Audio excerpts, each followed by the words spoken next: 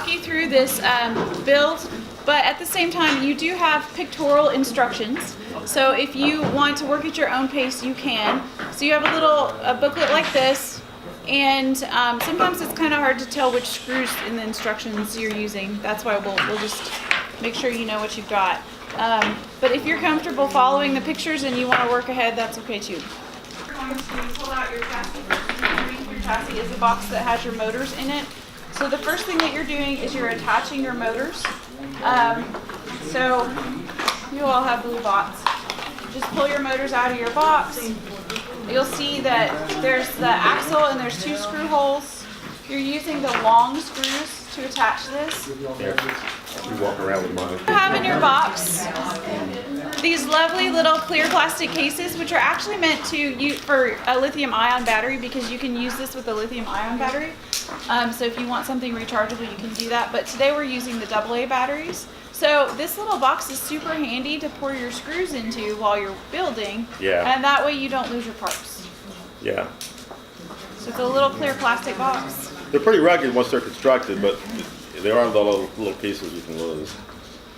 But it is very good. I mean, for students, it's good practice to actually build these. They actually enjoy MakeBlock is like one bot, one kid. Have a little more dexterity if they're actually putting this together. So we've used these with high school kids, and we've had middle school kids run them around, but I wouldn't recommend them for much younger because little pieces. It's a great follow-on to the dash that Michelle talked about.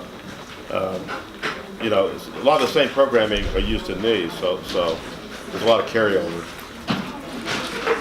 If it's upside down like this, there's a screw hole here and a screw hole here. It's easier if you put this bottom screw in first and then the top one, so you're not reaching around because it's teeny tiny spot. So I would put the bottom screw in first. When it's upside down, it's on the bottom. Put that bottom screw in first and then the top screw. And that way you're not trying to maneuver your fingers around a screw that's already in there. So the wheels key into the axle on the, you get it figured out, motor. I know you can do it. I So the believe motor in you. has 2 flat sides and then 2 curved sides on the axle, and the wheel just keys onto it. Grab a wheel. It'll only fit the right way. And then you put the self-driving screws in them. So there's one set of screws that have the points on them, and you screw it in. I know some of you are still working on your motors. Don't rush, you're fine, you have plenty of time. But when you get your back wheels on, you're gonna see that there's this little piece that has like cones on the side of it. It's your front wheel, it's a small wheel. And it's going to mount to your line following sensor. So you're gonna open one of those static bags that has a line following sensor in it. It goes in the middle holes, because if you try to put it in the front or the back holes, the positioning is not going to be right for everything to fit. So it screws into the middle holes. It's the shorter screws with the flat ends. So to put your front wheel on. As you're doing this, you're going to want to go ahead and connect the cable to the back of that sensor. All of your wires are going to go through the rectangular hole in the chassis. So right here, you're going to pull all your wires up through that as you go. And that way it's easier to connect to your bot when you put its brains in. As you go, you're going to see that the 2 sensors, the line following sensor and the ultrasonic sensor, so the ultrasonic sensor looks like your eyeballs. They have jacks in the back of them. There's 2 cables. They look like short phone cables or Ethernet cables. Go ahead and plug one into each sensor as you put your sensors on your bot, because if you try to plug them in after everything's assembled, it's much more difficult. So there's 1 cable for each sensor. Yeah. Yes, you can start it. Yeah, pull the plastic off. So if you're to the point where you're dealing with the brain, the little plastic case, you have a little shield for your Bluetooth that's going to snap onto this board. Just make sure, so one side has 3 pins, one side has 4 pins. Line it up correctly. You know, you can count the number of pins and line it up in there, and then just push it down all the way so it kind of snaps into place. And then you'll screw this back together and screw it onto the posts so it sits on top of your bot. The wires are going to pull out the sides underneath the brain. So you have motor hookups on one side, so your 2 black and white wires are going to come out one side, and then your cables can come out either side and plug in In the initial instructions, they have you plug them into ports 2 and 3 on the top. If you notice, there's 4 ports and they're Yeah. numbered. So in 2 and in 3. I think 2 is Which the, one goes to 2? Which one goes to 3? I have my line following sensor in 2 and my ultrasonic sensor, my eyeballs in 3. yeah, that's the way it is on mine. That's what's right here for 2. Double check and make sure we did ours. Yeah, you want to make sure that's right, because otherwise it won't.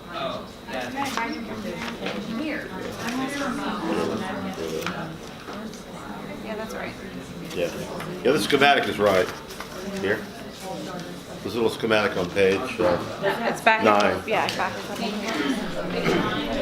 There's a. It just shows where everything plugs in. So this sensor goes in 2 and this sensor goes in 3. Then we get to that point, page 9 shows you where everything hooks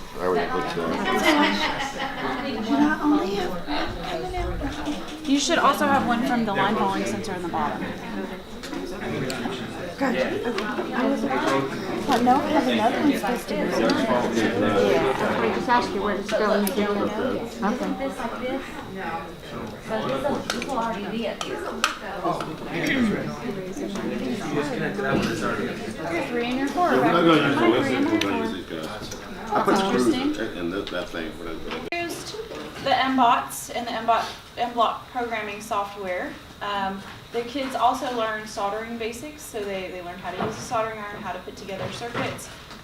They used Tinkercad to learn some 3D drawing, and then we 3D printed some of the things that they drew. And then they used the Arduino kits from SparkFun, which is actually the next workshop, if you're coming back for the next workshop, to learn some Arduino programming. So first they started with the assembly, which you have all seen and been a part of now. That's my child with the pouty face. He's a He genius. was like, don't take my picture. So there's the link where we had the software and the programming. So the MBlock software uses Scratch and Arduino, so it converts your Scratch into Arduino to load to your board. If you noticed on the back when you were assembling, it says Arduino at heart because it is an Arduino microprocessor in there. And that's a picture of what your software looks like, but it's really zoomed out, so you'll see it on your own screen. So the first thing we did was we gave the students, after they played around with the remote, we'll give you a couple minutes to play around with the remote. We gave the students a challenge when they were learning how to program to hit. We put targets on the floor. So we made just a little box out of tape, and we put taped boxes around the floor. And we had them they had to program their bot to hit each target in a specific order. This is difficult for a couple of reasons you're going to find out, because you're not driving distances like you are with the dash bots. You're driving at a certain speed for a certain amount of time. So you have to figure out how to get there. And you're turning a certain number of degrees, but to make your turns, you have to figure out how far you turn. The MBOTs, it's better to do with big targets rather than small targets because they're not always precise about how far they turn. So this is like a little 4-second. See them driving. So they had to go from a starting block, and then they had to turn and hit a block on one side of the room, and turn and hit a block on the other side of the room, and it ended a block at the end of the room. So you're going to be getting to do some of these challenges too. Oop, I went too fast. The challenges that we introduced to them were line following, which is what these maps are. Your robot comes with a built-in line following program on the remote. Once you add programs to your robot, the programming for the remote gets written over, so it goes away. But we will show you where to go to download that program to put it back on your bot if you want to. So button C on your remote is a line following program, and you have a little line following track. You can make your own. You can set your robot in there. And that's working on your line following sensor. So it has 2 sensors here, and what it's doing is it's trying to stay centered in the black. We tried doing this on our floor, which the tile is beige, and we used black electrical tape. And what we learned is that beige is not enough contrast from black. So like today we have white poster boards, and you can lay out poster boards with black electrical tape to make your own track. So you can do that automatically with your remote, but we had them write their own line following program as well. We had this sumo challenge. So the robot has an object in the middle of a ring. The robot is not supposed to leave the ring, because if it leaves the ring, then it's out. So it's supposed to find the object in the ring, push the object out of the ring, and then somehow signal that it has accomplished its task. So this is another 5-second video. In this video, the robot turns green when it pushes the object out of the ring. It could also make a sound. Some of the kids made theirs play music when it went out of the ring. And you program the notes. So it's not like a pre-programmed song. You actually have to program your own music in there. No, I want the video. So it just pushes it out, and then it stops and turns green. Some of the robots, this was interesting with so many robots in the ring, because some of them would find other robots and push them out of the ring.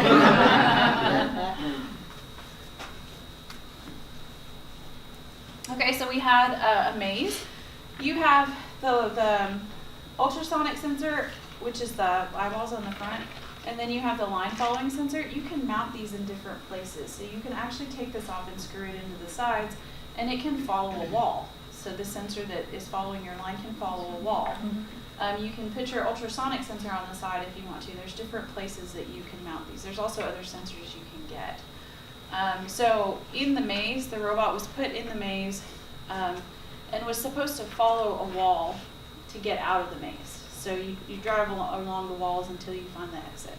It's hard with one sensor. I don't know how many this one was using. It's really hard. We would recommend more sensors. Yeah. And I have a pack to show you the other sensors that you can get. The object avoidance, so this is where the robot is in a line following program, and when it encounters an object, it will turn away from the object and move away from the object. So our object was our toolkit here, but then it has to follow the line again and get back on the line. So it searches until it finds the line, and then it follows the line again. This was interesting because as we were running this in the hallway, one student had a sumo robot while the other one was doing this, and they didn't realize that they had the sumo program on it and not the line following program. So this robot is doing what it's supposed to do. It turns away from the object avoidance, and the sumo robot comes and pushes it down the hall. So the other parts that we had in this camp, the students learned how to solder. They had little kits where this was in August, and they were soldering little Christmas trees that light up with blinky lights, or pumpkins with blinky lights. So we had those little soldering kits so they could learn how to solder. We had a relatively high level of success, although I would recommend starting with a simpler kit than what we did, just because it's such small soldering for someone who's new to it. And then we had the SparkFun Inventor kits for some basic Arduino programming. That's the kits that you get at the next workshop. So this little guy, it has molded plastic hands that were created for him from heat molded plastic, and I love the way he looks. He's so cute. So if you have any questions about what you can do with these guys, we're going to teach you some programming today. As you have questions, ask them. Yeah. What is the youngest age group? I probably would not go younger than say 6th grade. Cowboy. Yeah, I would go with 6th grade just because of the delicacy of the parts. The programming you're going to see is very similar to blocking, so it's easy and accessible to slightly younger groups. If you have a small class of careful 4th or 5th graders, you might go with that. But in general, I wouldn't take them into a 4th or 5th grade classroom just because there's not that much attention to detail at that age quite yet. We had 9th through 12th graders, and then Calvin, my kiddo, assembling these. And definitely for the assembling parts, older kids because of the dexterity and the small screws and nuts. It's a good follow-on to the dash, and certainly alongside the dash. Well, they remind me a lot of the Lego Mindstorms and the Vex IQ.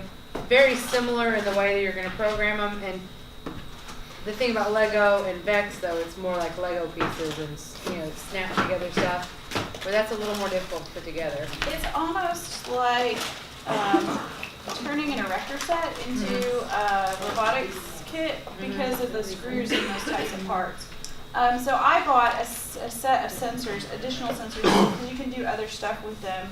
It has a potentiometer, it has a motion sensor, there's an LED set here. I don't know what that one is. It's not labeled. But there's other sensors that you can use. There's one that has a joystick on it. Although I would think it'd be really difficult to drive a joystick on your robot because they can be kind of fast. Hard to keep up with unless you're like running along, crouched down at the floor. But if you wanted to do things like the maze challenge, getting a set of additional sensors would be helpful because that way you have more than one. So like you could do the maze challenge with 2 ultrasonic sensors or 2 line following sensors, one on the front and one on the side. It would make it much easier than trying to program different sensors. Are they pretty consistent with their speed? So you said if you knew that it travels like 20 feet in 2 seconds, is it pretty consistent with that? So if they figure out a rate? You set the speed. Yeah. So you actually... It's also based on your charging your batteries. Oh, Yeah. It's like 0 to 200, and if you have freshly charged batteries, you could calculate what your speed is going to be, and it'd be pretty consistent. But as you use them, they move a little slower, so that makes it an additional challenge. This is the base configuration. If you look on their website, they have different options. They have some that have like train or tank contracts. They have some that are bigger than this and have appendages. So they have a huge assortment of different robots, all based using all the same software, which is kind of nice. So before we get into programming and stuff, because once you program, you can't use your remote until we put the remote program back on. Your remote is not what's programmed. Your bot is what's programmed. And your bot is programmed to respond to specific signals from your remote. So you can actually program your bot to respond differently to those signals. So like if I push the right turn button, I could program my robot to play a song. Or I could program it to go left if I wanted to be sneaky. Or you can program your bot to respond to any of these buttons in any way. We wanted to give you just a couple of minutes to play with these with the remote mode before we go out of the remote mode. So my thought is that you take maybe about 10 minutes, drive them on the floor, don't drive them on the desk. You'll run over other people's stuff and you might run them off the desk. Yeah, we've done that before. So thank you. If you haven't found it, your power switch is right above one of your little wheels on the left side. So go ahead and take a couple minutes now and drive them around and have fun, because then your remote goes away for the rest of the afternoon. Well, your remote doesn't respond like you expect it. Sure. Okay, that's uploaded. One thing that we want to remember to tell them is that when they're programming, turn it upside down, because if it automatically... What happens is on the right-hand side, it actually generates the Arduino code. So if you want to for the second workshop we're doing in I guess the end of this month, I guess, right? If you want to learn Arduino code itself, we'll be teaching this separately. We'll start simpler than this. This is actually a pretty complicated program. Just click upload, but make sure you're selected the serial port, right? And then click upload to Arduino, and it should just upload to your robot. So just click that solution. Again, yours may look a little bit different. All you need to do actually is add 2 more of these lines here. You can play around with changing. What do you think the time does? I mean, the time changes how long it stays in one state. So if you slow that down, it like blinks a lot slower, right? Or it's like purple when we did it really like 001. You can play around with these to change different colors. I mean, so this is just one example of an application you can play with your students. There's a lot of other ones, obviously. You see how it's not Let me load here. Yeah. You might even do a wait second in between the red.